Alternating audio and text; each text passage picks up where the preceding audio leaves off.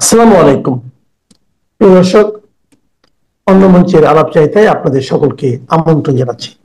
Vote আসছে বাংলাদেশে 26 ফেব্রুয়ারির 10-12 তারিখ নাগাদ। নির্বাচন কমিশন কি আনুষ্ঠানিক ঘোষণা করেছে? যতদূর জানি করেনি।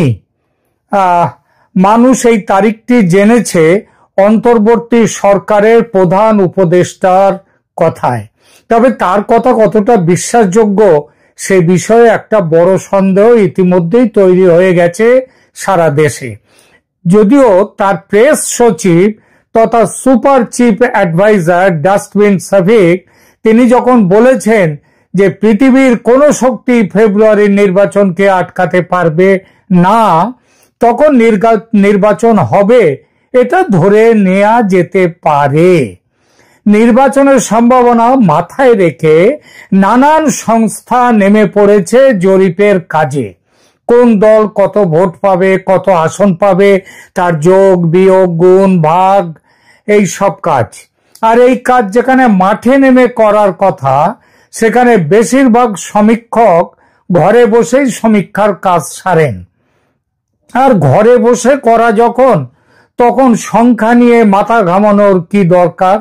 10,000 যা, 10 কোটিও তাই। সকালবেলায় গতকাল সকালে এক ইউটিউবারের সমীক্ষা নজরে এলো। তিনি একটু বেশি স্মার্ট, বললেন 10 কোটি মানুষকে নিয়ে সমীক্ষা করা হয়েছে বাংলাদেশে। তবে সে সমীক্ষাটা তিনি করেননি, করেছে নাকি কাতারের আল জাজিরা। 10 কোটি মানুষকে নিয়ে সমীক্ষা চিন্তার বাইরে। স্বয়ং ময় দানব কিংবা আলাদিনের আশ্চর্য প্রদীপের দৈত্য এসেও এই কাজটি করতে পারবেন না। সুতরাং এরকম উৎপটাং জরিপ সরিয়ে রেখে অন্তত আপাতভাবে বিশ্বাসযোগ্য জরিপ যারা করেছেন তাদের কথায় আসি। প্রসঙ্গত এটাও জানিয়ে রাখি, আল জাজিরার সাথে যোগাযোগ করে জানতে পারলাম যে তারা বাংলাদেশের ভোট নিয়ে বিভিন্ন জরিপ নিয়ে আলোচনা করেছে বটে, তবে নিজেরা কোনো জরিপ করেনি। তবে সুতরাং যেগুলো বিশ্বাসযোগ্য জরিপ বাংলাদেশে ভেতরে হয়েছে কিংবা তার বাইরে, সেই কথাগুলো আসি। তবে সে কথায় যাওয়ার আগে গোড়ার কথাটা বলে নেওয়া দরকার। জনমত সমীক্ষা বা ওপিনিয়ন পোল যে হুবহু মেলে তা নয়, তবে যারা ঘরে না বসে মাঠে নেমে কাজ করে তারা ভোটের প্যাটার্ন বা মানুষের মনের খবরটা পায় বলে তাদের জরিপ অনেকটা সত্যের কাছাকাছি পৌঁছবার সম্ভাবনা থাকে। বাংলাদেশের আগামী নির্বাচন নিয়ে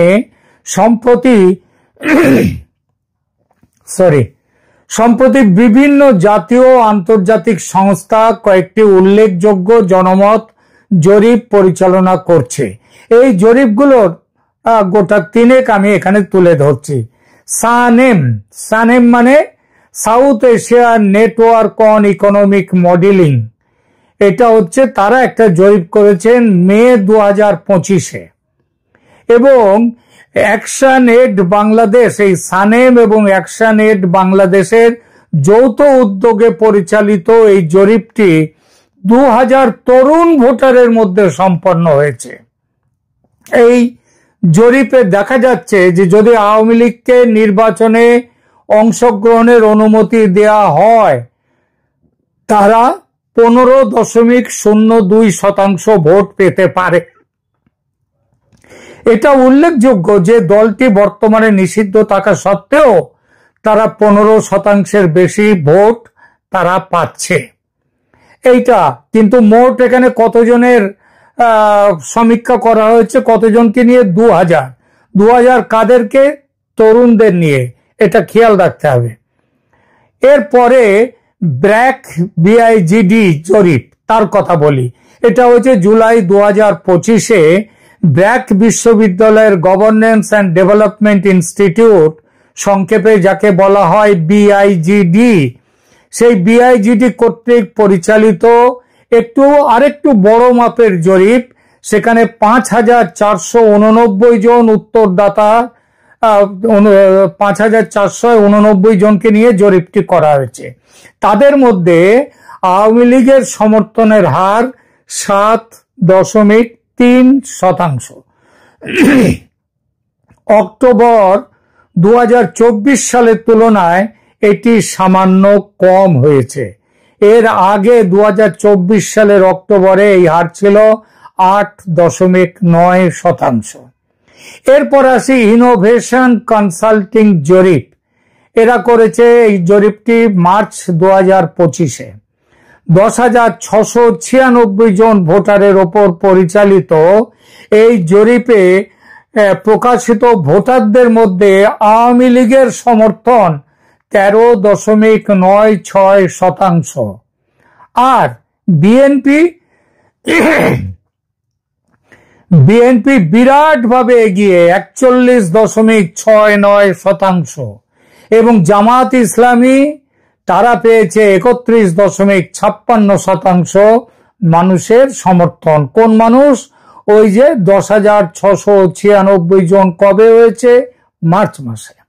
যে জরিপগুলোর কথা বললাম খেয়াল করবেন তাদের একটি বাদে বাকিগুলো 7-8 মাস 6-7 মাস আগে করা। এই 6-7 মাসে পদ্মা মেঘনা দিয়ে অনেক জল গড়িয়ে গেছে। ইউনূস সরকারকে পছন্দ করা নিয়ে যদি 6-7 মাস আগে জরিপ হতো তাহলে ধরা যায় যে অন্তত 50% কাছাকাছি মানুষ ইউনূস সরকারের পক্ষে রায় দিত, কারণ তখনও তাদের চেহারাটা পুরোপুরি খোলেনি। আর ঠিক আজকে মানে ধরা যাক এই সেপ্টেম্বরে এসে যদি মানুষের পছন্দ জানতে চাওয়া হয় তাহলে 20-25% মানুষও ইউনূস সরকারের পক্ষে থাকবেন কিনা সন্দেহ। আর ইউনূসের পক্ষে না থাকা মানে যেসব দল এই সরকারের সঙ্গে আছে মানুষ তাদের সঙ্গেও থাকবে না, তাদেরকেও সমর্থন দেবে না, তাই তো নাকি? তো কারা আছে এই সরকারের পক্ষে? প্রথমত এনসিপি এবং তাদের সঙ্গে ওইসব কি নাগরিক অধিকার মঞ্চ টঞ্চ কি আছে তারা, দ্বিতীয়ত জামায়াতে ইসলামী, তৃতীয়ত অন্যান্য ইসলামী দলগুলোর জোট এবং চতুর্থত বিএনপি, বাংলাদেশ ন্যাশনালিস্ট পার্টি, যারা এতদিন নিজেদেরকে বলতো যে আওয়ামী লীগের বাইরে ওরাই হচ্ছে ওদের জনভিত্তি সব থেকে বেশি। বিএনপি কয়েক মাস ধরে ধরি মাছ নাছুই পানি করে কাটিয়েছে। এক মুখে মুক্তিযুদ্ধের পক্ষে বলছে, আবার অন্য মুখে মুক্তিযুদ্ধের বিরুদ্ধে বলছে, মুক্তিযুদ্ধের বিরুদ্ধে কাজ করছে। ধানমন্ডির 32 নম্বর ভাঙায় অন্যতম বড় ভূমিকা বিএনপির। এছাড়া চাঁদাবাজিতে এত দুর্নাম জুটিয়েছে যে বিএনপিকে এখন বাংলাদেশের সবচেয়ে ঘৃণিত রাজনৈতিক দল বলে মনে করছে দেশের মানুষ। যেসব জরিপ সংস্থা বিএনপিকে 45-46% ভোট পাবে বলছেন, তারা ঠিক আজকের দিনে এই সেপ্টেম্বর 2025-এ ভোট হলে দেখতে পেতেন বিএনপি সর্বোচ্চ 15% ভোট পেলে নিজেদের ধন্য মনে করবে। এই মতটি আমার নয়, এই মতটা যে শুধু আমার তা নয়, ভারতের গোয়েন্দা সূত্র থেকে পাওয়া মতের কথা বলছি, পরে আসছি সে কথায়। কিংস পার্টি, বিএনপির পরে ধরি কিংস পার্টি এনসিপি, তারা বিপ্লবের নামে মানুষকে ধোঁকা দিয়ে দেশের যে সর্বনাশ করেছে, যেভাবে নিজেদের ক্ষমতালোভী দুর্বৃত্ত ও দুর্নীতিবাজ হিসেবে প্রমাণিত করেছে, তাতে এই দলটি 5% ভোট পেলে নিজেদের ধন্য মনে করবে। আসি ইসলামী দলগুলোর জোট ও জামাত প্রসঙ্গে। নিজেদের মধ্যে আসন ভাগ বাটোয়ারা নিয়ে ঝগড়াঝাটির সম্ভাবনা থাকলেও শেষ পর্যন্ত তাদের মধ্যে জোট হবে, মানে জোট করতে হবে বলে জোট করতেই হবে বাঁচতে গেলে, এটা বলছেন তথ্য অভিজ্ঞ মহল। এর বড় কারণ ইসলামী জোট ভোট, ইসলামীর পক্ষে যে ভোট, পাকিস্তান বিরোধী ভোট এবং মুক্তিযুদ্ধের বিপক্ষের যে ভোট, সেই ভোট ভাগাভাগি হয়ে গেলে তাদের অবস্থা মানে জামাতের অবস্থা যে শোচনীয় হবে এবং ওই ইসলামী জোট যারা আছে তাদের অবস্থা যে শোচনীয় হবে, এটা তারা ভোট যত এগিয়ে আসবে তত বুঝবেন। তাহলে যে বিপুল সংখ্যক ভোট হিসেবের মধ্যে এলো না, হিসেবের বাইরে পড়ে থাকলো, তাদের কি হবে? এই প্রসঙ্গে আমি মনে করি জুলাই 2025-এ ব্র্যাক বিশ্ববিদ্যালয়ের গভর্নেন্স অ্যান্ড ডেভেলপমেন্ট ইনস্টিটিউট বা BIGD তারা যে জরিপটি করেছে সেটা সবচেয়ে নির্ভরযোগ্য। এই সর্বাধুনিক জরিপটি পাবলিক পালস মোটামুটি ঠিক মতো ধরেছে, যদিও খসড়া তালিকায় প্রকাশিত 12,61,00,000 ভোটারের মধ্যে মাত্র 5,489 জনকে নিয়ে যে জরিপ, সেটার বিশ্বাসযোগ্যতা নিয়ে প্রথমে একটা প্রশ্ন আসে। তবে একথাটাও বলা যায় যে ভাত ঠিক মতো হয়েছে কিনা জানতে গেলে যেমন হাড়ির একটা চাল টিপলেই বোঝা যায়, তেমনি বাংলাদেশ আজ এমন এক দুর্যোগের মধ্যে পড়েছে যে সেই দুর্যোগ কিভাবে দূর হবে তার উত্তরের অপশন বেশি নেই। উত্তর একটাই, সেই উত্তরটা কি? উত্তর হলো দেশকে বাঁচাতে পারে আর কেউ নয়, শেখ হাসিনার নেতৃত্বে আওয়ামী লীগ। ব্র্যাক বিশ্ববিদ্যালয়ের জরিপে আওয়ামী লীগের সমর্থনের হার 7.3%। অক্টোবর 2024 সালের তুলনায় এটি সামান্য কম, তখন ছিল 8.7%, এমনই হবে। কিন্তু ব্র্যাকের জরিপের একটা বড় বৈশিষ্ট্য হলো যে 48.5% মানুষ তাদের যাদেরকে নিয়ে সমীক্ষা করেছে, তাদের 48.5%, প্রায় অর্ধেক মানুষ, তারা কোনো মত দেয়নি। কেন দেয়নি? সবচেয়ে বড় কারণ, নিজেদের পছন্দ প্রকাশ করে কোনো ঝামেলা বা বিপদে পড়তে চায়নি তারা, তাই নিজেদের কথা, মনের কথা বলেনি। কারণ এইবার প্রশ্ন করুন যে তারা ঝামেলার যে ভয় করছে, সেই ঝামেলাটা কে করবে? কে আবার করবে? করবে সরকার বাংলাদেশের, এবং সরকারের সঙ্গে যে রাজনৈতিক দলগুলো আছে তারা করবে। প্রিয় দর্শক, এই 48.5% ভোটারকে কি আপনি সরকারের বা সরকারের সঙ্গে যে দলগুলো আছে, বিএনপি, জামাত, এনসিপি, এদের সমর্থক মনে করেন?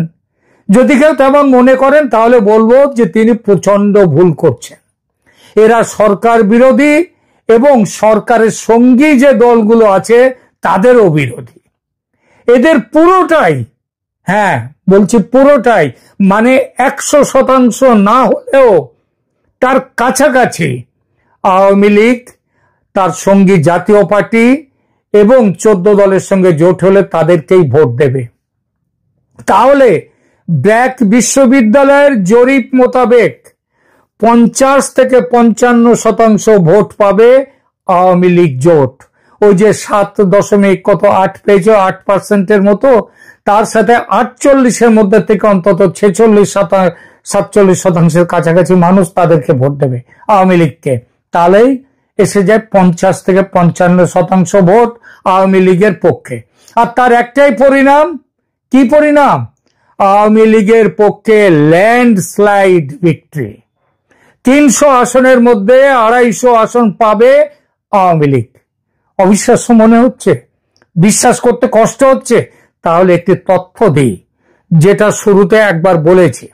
ভারতের বিভিন্ন গোয়েন্দা সূত্র বাংলাদেশে অতি সংগোপনে ভোটের সার্ভে করেছে, যে কথা একটু আগে উল্লেখ করেছি।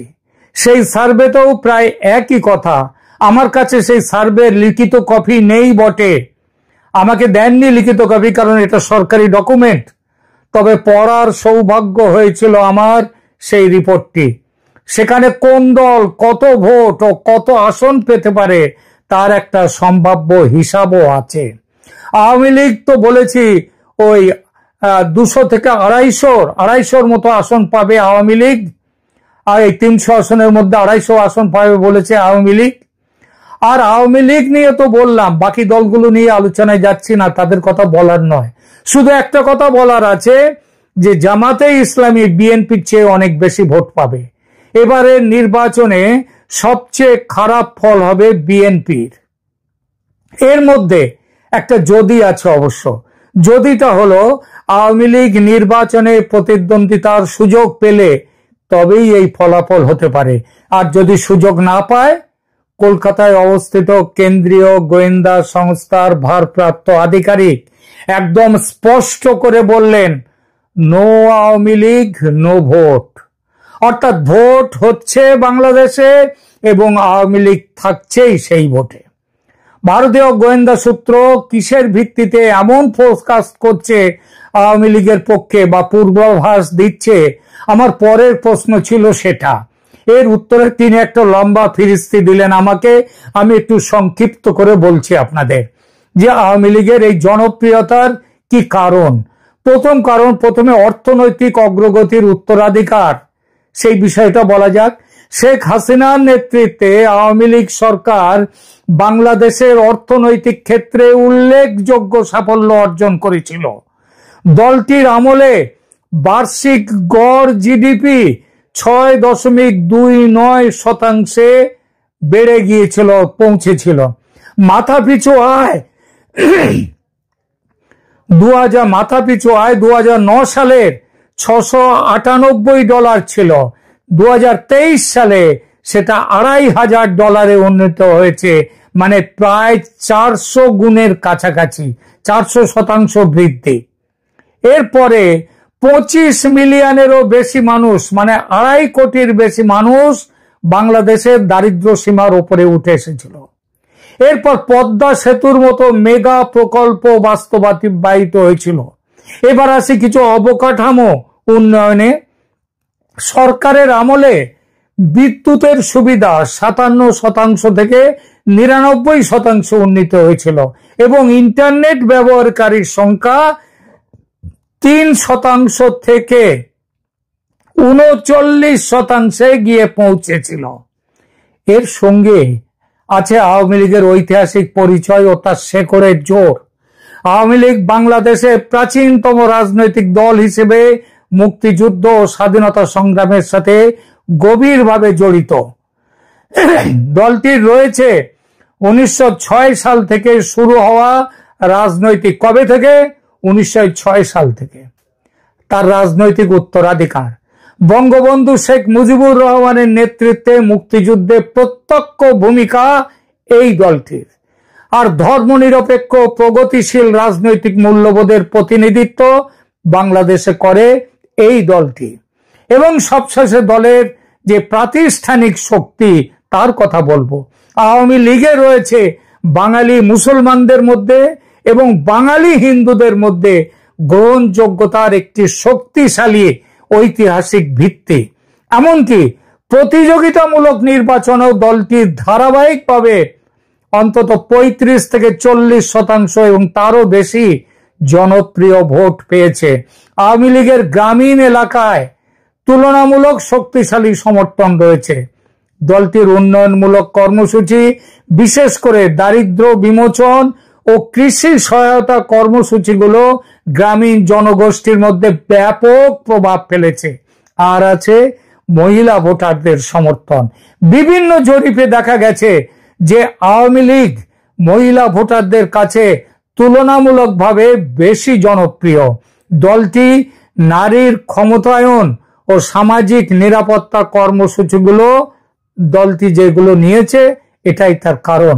আর এই সব কিছু মিলিয়ে আওয়ামী লীগ 26 ফেব্রুয়ারির ভোটে অপ্রতিরোধ্য। তবে একটা কথা বলে, ভোট তার আগেও হতে পারে, কিন্তু যখনই হোক আওয়ামী লীগ থাকছেই ভোটে।